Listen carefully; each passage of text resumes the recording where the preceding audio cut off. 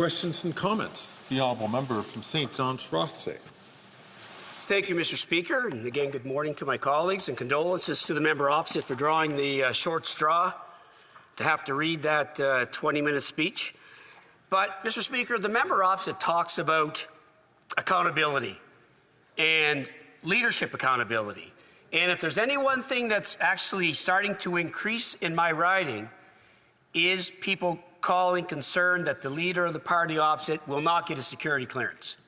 It's growing, and people are becoming more and more concerned, Mr. Speaker.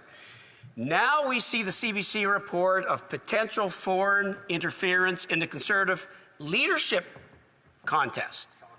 We heard things about that when it happened, kind of went away, but now it's back in the news.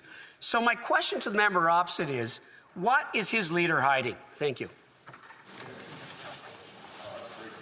The honourable member from for Brandon Source.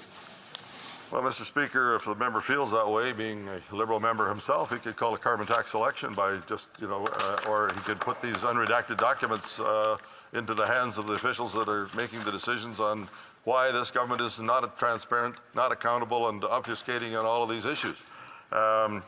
Speaker, I'm quite proud to be able to stand on this side of the House and do the work, as my colleague from Portage Lisgar was saying earlier. This is important work to this very member's question, and they are hiding behind their own leader's inability to give direction to this country or to his own party or his officials to uncover this huge, the biggest scandal in Canadian history, Mr. Speaker, to put it bluntly.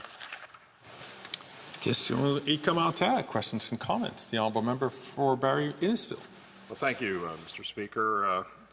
You know a government is circling the bowl when they throw up all of these distractions. We're talking about a $400 million scandal here. 183 connected Liberal insiders benefited as a result without any oversight, conflict of interest. But they throw up all these distractions, the very thing that they said they came to Ottawa to do, and that's to be transparent and accountable.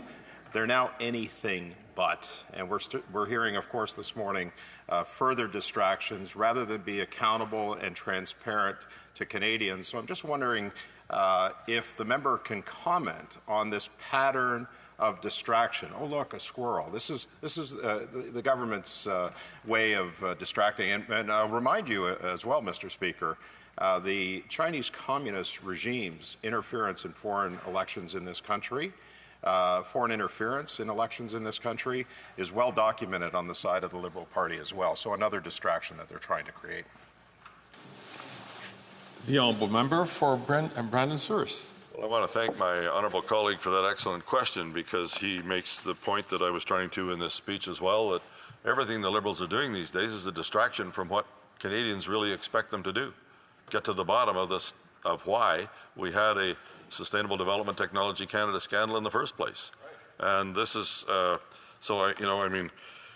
we could get back to work on issues that matter, and I'll just read a little bit of the speech that I couldn't get done with, Mr. Speaker, when I was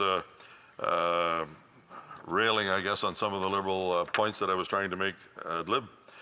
Let's ensure that Canadians have success for affordable housing. Let's lower the cost of living by axing the carbon tax and delivering common sense solutions. Let's restore safety to our streets by ending catch and release policies. And above all, let's restore trust in government and demonstrating transparency and accountability. And I think that's exactly what my honourable colleague from Barrie was speaking about.